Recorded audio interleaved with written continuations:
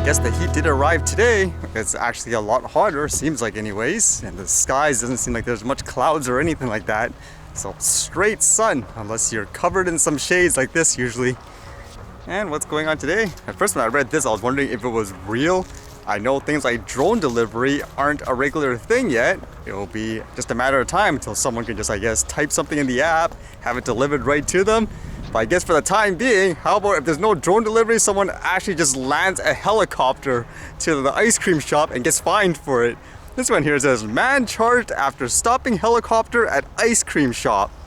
A Leroy SK man took cravings for ice cream to a whole new level and landed in the middle of a Tisdale RCMP investigation.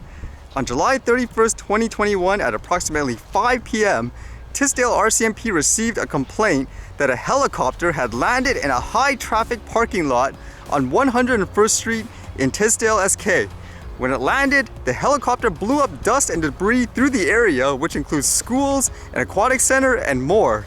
Investigation determined the landing was not an emergency. A passenger of the helicopter exited the aircraft and entered a nearby restaurant to buy an ice cream cake. I guess that's one way to make an impression, but yeah, it's illegal in this case because it wasn't, like they said, an emergency or anything like that. And it says the officers determined the pilot was licensed to drive the helicopter, but that it was illegal to land where it did.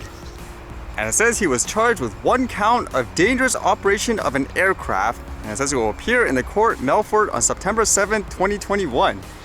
What's going through your mind when you do that? Is it just okay, whatever, no one would mind me landing this huge helicopter here? I don't know the area too well, obviously, but it makes me wonder, for the helicopter to land there, did they actually have to go by a lot of, let's just say, pedestrians, busy intersections and all that? It makes me wonder, like, oh, people make such a big deal about, let's just say, a small toy drone or something like that. Yet here you have helicopters doing that all the time. And speaking of drones, this is just more hysteria. This one says, creepy drone hovers outside Calgary apartment windows. A Calgary woman spotted a drone hovering outside people's windows in the Beltline Tuesday evening.